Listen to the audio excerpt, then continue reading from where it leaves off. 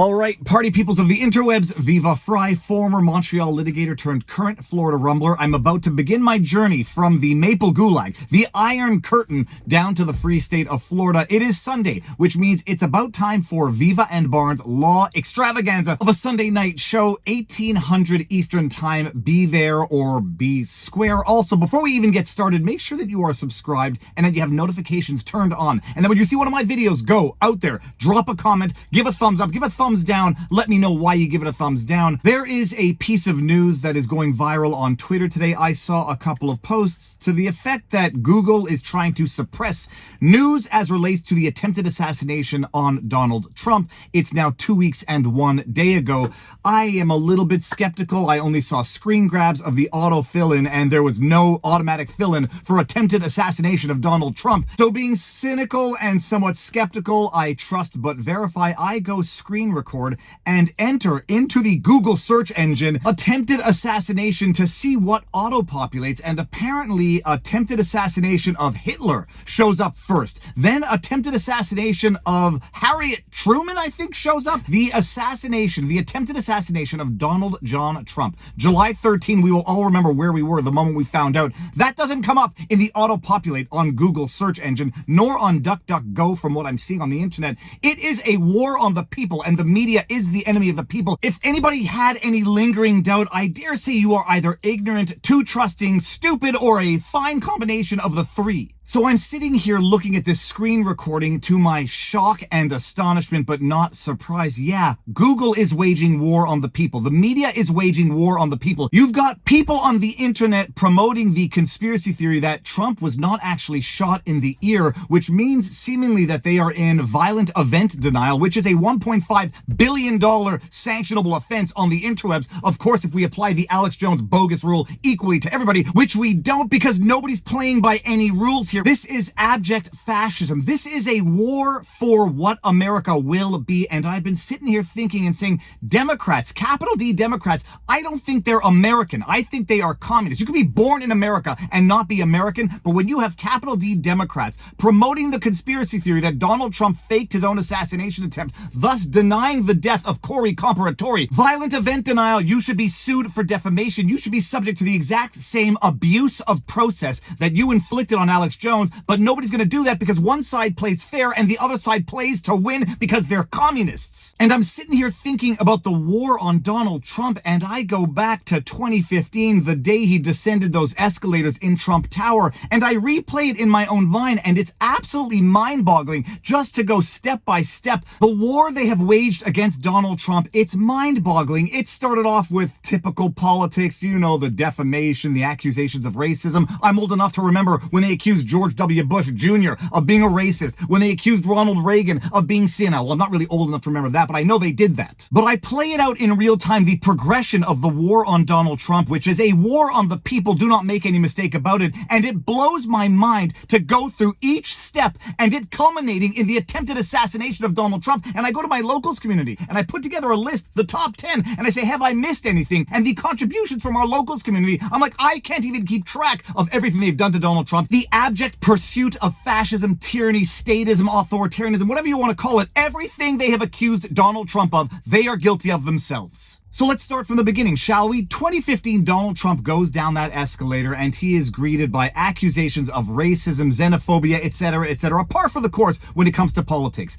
Then he actually wins the election, and we have an administration. They call it a peaceful transfer of power. I say that when you are spying on your political adversary as he ascends to power, that is political violence. You have Obama spying on the Donald Trump campaign. You have FBI agents and their attorneys, Kevin Kleinsmith, falsifying evidence to a secret FISA court so they can obtain an illegal FISA spy warrant against Carter Page so they can then spy against Donald Trump. You have FBI agents, Peter Strzok and Lisa Page, talking about an insurance policy to a Donald Trump presidency. We still don't know exactly what that insurance policy was. Was it the Russiagate hoax that followed and that bogged down Trump's presidency for 3 years? Or was it the attempted assassination that Secret Service facilitated July 13, 2 weeks and 1 day ago? So intelligence runs with the Russiagate hoax. They bogged down Trump's presidency in 3 years of accusations of being a political asset for Putin, a Russia, whatever they want to call him. They bogged his presidency down with 3 years of bogus accusations. And there are some Democrats out there, capital D Democrats, capital L liberals, who still think there was Russia collusion between the Trump campaign and Putin. They still think Trump is an asset of Russia, an asset of Putin. Meanwhile, the only wars that ever began that could lead to World War III began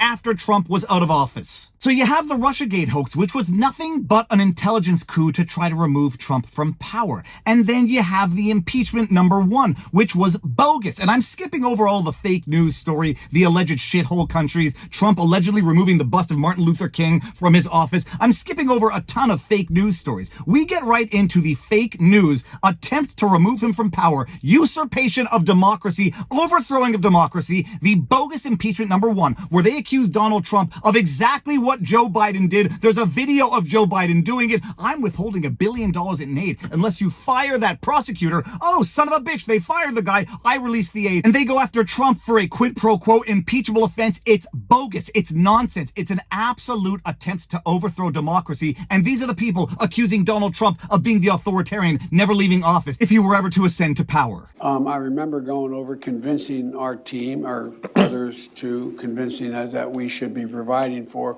loan guarantees. And I went over for, I guess, the 12th, 13th time to Kyiv, and I was supposed to announce that there was another $1 billion loan guarantee. And I had gotten a commitment from Poroshenko and from Yatsenyuk that they would take action against the state prosecutor, and they didn't. So they said they were walking out to press conference. I said, no, I said, I'm not going to, or we're not going to give you the $1 billion. They said, you have no authority. You're not the president. The president said. I said, call him. I said, I'm telling you, you're not getting the $1 billion. I said, you're not getting the $1 billion. I'm going to be leaving here. And I think it was, 6 hours? I looked, I said, I'm leaving in 6 hours. If the prosecutor's not fired, you're not getting the money. Well, son of a bitch.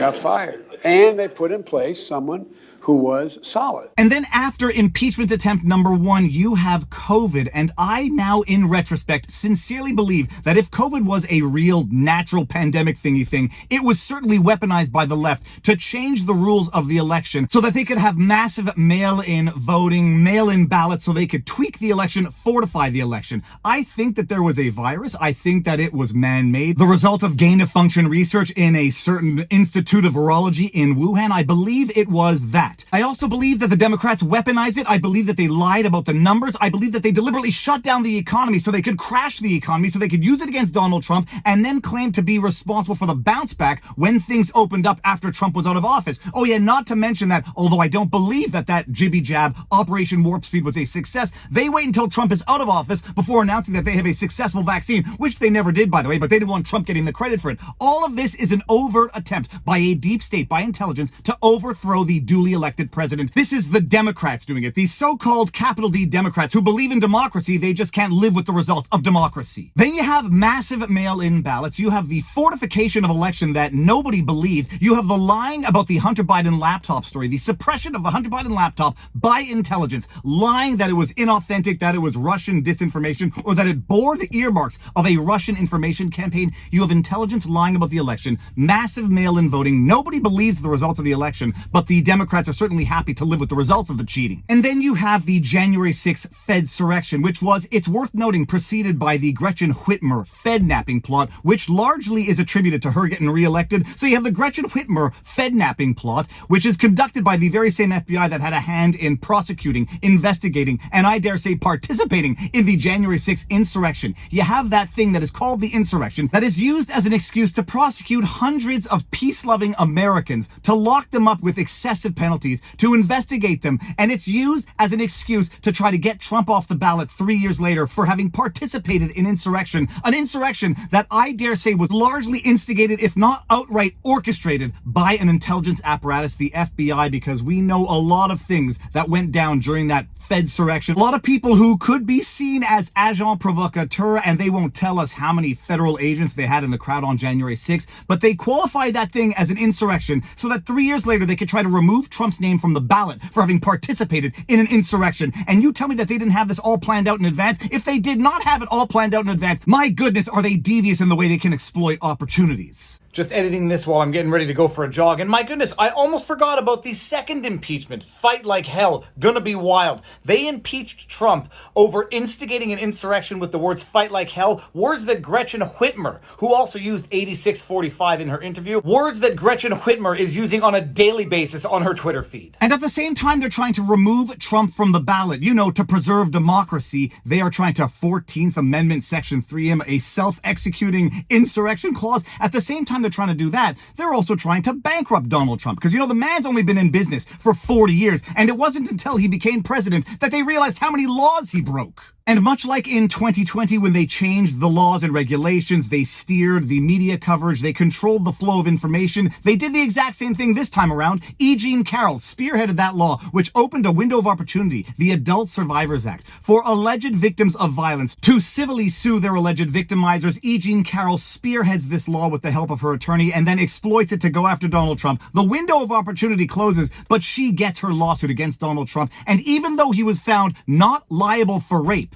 he was found liable for sexual abuse, if you believe it, which I don't. He was not found liable for rape, and yet you have a corrupt Judge Kaplan who comes in there and miraculously, out of whole cloth, says, yeah, it's close enough, so we can say that he was found guilty of rape. And then you have people on social media saying, we now have a rapist who's about to ascend to power. My goodness, what do you think that's going to do to motivate people to keep the rapist out of office? So E. Jean Carroll sues him for civil liability, and even though the jury does not believe that he raped E. Jean Carroll, a judge says, close enough, you all get to run with it. Then you got Leticia James out of New York discovering all of these crimes that Trump committed. My goodness, he committed loan fraud against banks who were repaid in full and happy to do business with them. After 40 years, they finally discover all of these crimes. After Leticia James couldn't find the money laundering because allegedly domestic banks wouldn't lend money to Donald Trump, according to Leticia James, except they did, so she had to change her theory of the case. So they go and they get that bogus $450 million ruling against Donald Trump in New York. You got your E. Jean Carroll, and then it's not enough to go after him civilly. They got to go after him criminally, and then you get the 34 charges felony for Lord knows what, falsification of business records because of the alleged hush money payment. So they go after him civilly, they try to remove him from the ballot, they go after him criminally, and then when all of that fails, and I know that I'm missing some, but when all of that fails, they then literally try to kill him. They then literally try to blow his head off in HD, in broad daylight, in a plan that can only be described as the most harebrained of let it happen on purpose or made it happen on purpose. This is barely 2 weeks ago. They tried to kill him on live television, and now you got Google censoring the search results for that attempted assassination. You've got congressional hearings with the director of Secret Service that basically confirmed to anybody with half a brain that this was a let it happen on purpose at least, or a made it happen on purpose at worst. You got the director of Secret Service testifying, it's an embarrassment, she resigns. Then you got the state police saying, yeah, it was Secret Service's responsibility. Then you got Christopher Wray from the FBI coming out there and basically saying, we are all a bunch of incompetent organizations, apparently, that let Donald Trump get up on stage with a known threat in the crowd and be a sitting duck, but for the grace of God, he turned his head, and we are now living through day 13 of the miracle as opposed to day 13 of what would have otherwise been World War III.